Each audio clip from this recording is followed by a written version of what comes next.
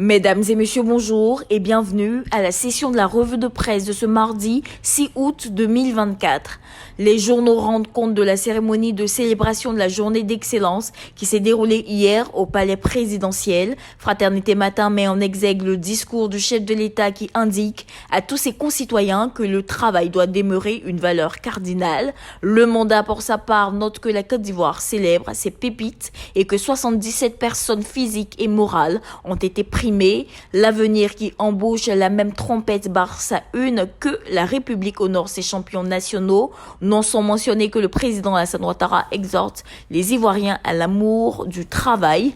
Le Jour Plus toutefois note un bémol. Non seulement il révèle que les élus locaux sont classés derniers lors de cette 11e édition du prix national d'excellence et qu'en plus 10 prix n'ont pas été décernés.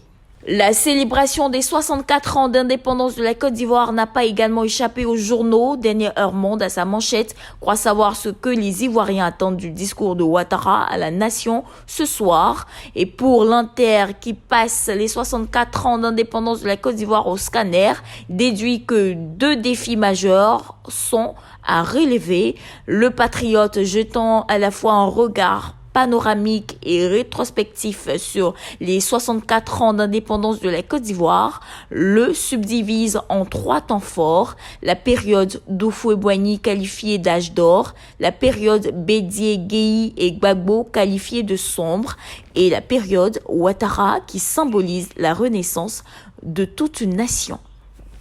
La célébration de l'indépendance ne met pas pour autant en berne les activités politiques. À preuve, rendant compte d'une activité politique d'Anne Désiré Ouloto à Guiglo, le Nouveau Réveil fait remarquer qu'elle s'est livrée à des dérives langagières, des injures gratuites et des attaques personnelles, suppliant à la fois le président du PDCI et gênant le RHDP.